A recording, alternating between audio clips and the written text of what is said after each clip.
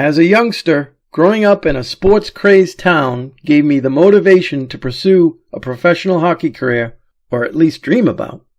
At the time, my heroes were the NHL goalies of the 70s and 80s, as they served as a constant inspiration of where I wanted to play someday. Unlike most of my peers, I wasn't a gifted skater and didn't have a spectacular youth hockey career.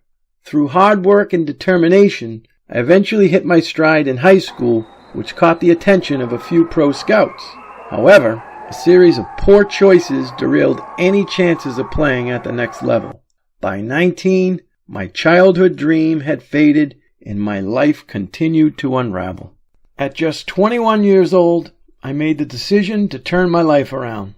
During this period of recovery, I earned my way into college and then made the varsity hockey team as a 28-year-old sophomore goaltender. After everything I had been through, it sure felt like I had made it to the pros. After my college career ended, I turned to playing in the local senior hockey leagues, and over the next 17 seasons, I played for several teams and won a few championships along the way. Then in 2015, I moved to Florida and put my hockey equipment in the garage where it would collect dust for several years. In 2021, I found myself back on a hockey court as a forward. Neighbors had organized a Sunday morning pickup ball hockey game, and I was back playing the game that had brought me so much joy during my lifetime. Eventually, one of the goalies couldn't make a Sunday, and there I was, back in my familiar position, the goalie. Around this same time, my wife and I were pregnant with our soon-to-be son, Mark Michael. At 54 years old, I realized he would most likely never get to see his dad play goalie. I then decided to pursue playing ice hockey and capture some of the games on film. Sadly, we lost Mark Michael at birth. It was a devastating time. In the darkest time of my life, playing hockey was serving as a positive outlet for me, so I continued to play. In time, one of my ball hockey connections led to a tryout on the ice for a 50 and over league. I made that team and then quickly found my way onto another roster, and then another roster, and then, another roster. Suddenly, I was playing more hockey here than ever before.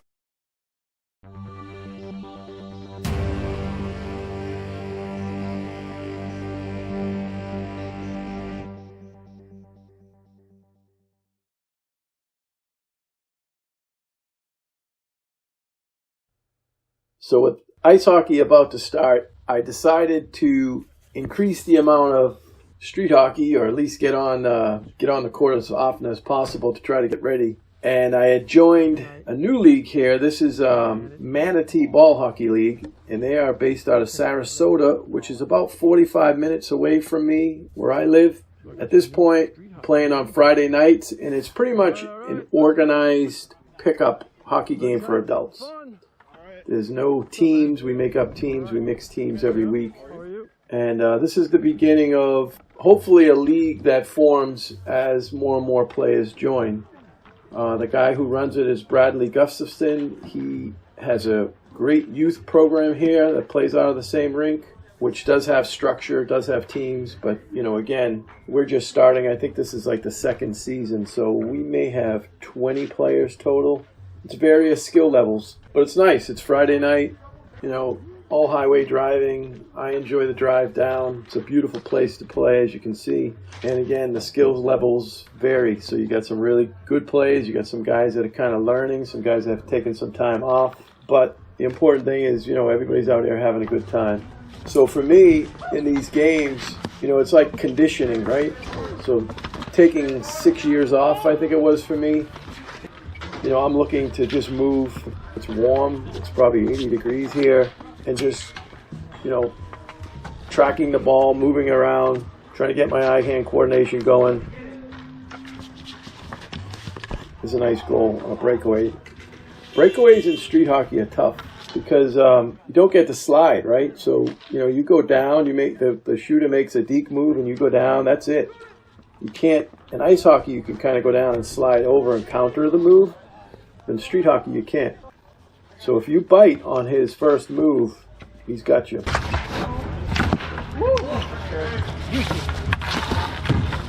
So this is Brad coming down here. He's playing goalie at the other end on this one. So, second period, you know, my right quad messed up. I didn't favor it that period, but a couple of saves, man, ouch. It's definitely still an injury. I kind of thought I was through it, healed. So I gotta be careful. I think I gotta get up off my left leg instead of my right. It's when I'm down and then I go to get up and push off on my right. That's when it hurts. So the quad injury, I didn't injure it playing hockey or playing goalie. I injured it running to first base, playing softball. And it was a high quad strain that you could actually feel the bump. It took a while to eventually go away. I had to keep breaking it up and icing it and resting as much as possible. So I think here we played 2 periods of maybe it was 20 minutes. And they do keep score. You can see the electronic scoreboard up there. It's running time. Here my defenseman just put it in my own net, trying to sweep it out of the crease. So now with the sun down, the background setting is beautiful. Yeah, so here in Florida, I've been trying all these different ways of trying to shade my eye from the sun, because oftentimes we're playing and the sun's coming up, it's right in your eyes. I have yet to find a device that works. The sun, see? 4-2. I've tried sunglasses, I've tried visors, and I've tried something attaching on the outside, but that was like fogging up. That's the one thing that I have not been able to find as far as equipment goes to deal with the sun. I've put eye black underneath my eye. That works a little bit, but hardly. Anyway, I think in the end we won that game 5-4. Again, it's, you know, pickup, so no big deal. There's no standings, no records or anything like that. This guy's out having a good time. But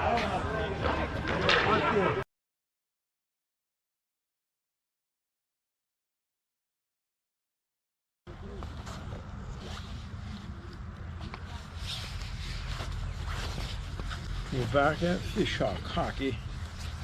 Chuck Danaboni, check this out. Milek made their own arm pads. Just got them. So far, I think they're all right. They're nice and light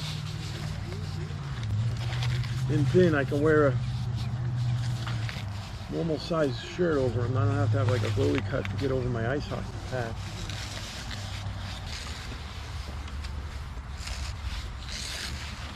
Here we go. All right. Start of third period. Let's see what happens. Long periods today, huh? Yeah, we gotta cut this one a little shorter. Sunday morning street hockey in FishHawk. This is about 5 minutes from where I live, and this is kind of where it all started back for me after the 6-year layoff. Ronnie, the goalie, just sniped 2 goals. 2-2. So the format here in FishHawk is a lot different than the way the Manatee guys play. FishHawk guys is very loose. They play 3 timeless periods. Sometimes we play to 10, sometimes we play to 5. It changes every week. You could play an hour first period. There's no rhyme or reason when suddenly they call the end of period. I haven't been able to figure it out. I'd rather see a clock and know what we're playing up to, or let's play at a 7. But it's not that. So it is what it is. And the other strange thing they do is they consider the first 3 periods as kind of a warm-up for the last period, overtime, which to them means everything. That's where they keep the records of the goalies and how many overtime wins they have and losses. And that's where they consider whether you won or lost, is if you won that last period. Now this is when it counts, apparently, here at FishHawk Hockey. Overtime. Nothing else matters, but this counts, so we'll do this one live, and I will try to beat him. Who do I have? White. All right. White's a little on the not as talented side, but we're all right. All right, let's do it. To me, it doesn't make sense. I've battled with them often over this. It's like they want to be somewhat organized, but not organized. If they keep it fun, so I just got to go out and play and not worry about whether they're counting it or not. For me, everything counts. I don't want people to score on me in warm-ups. And here in FishHawk, the teams will swap sides, so the goalies kind of stay in the net, but the teams, one game the black will shoot against you, the next game you'll be playing for black. So that's how they do it here.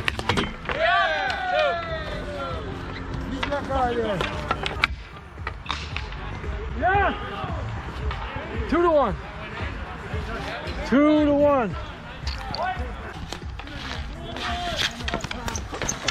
Oh my goodness!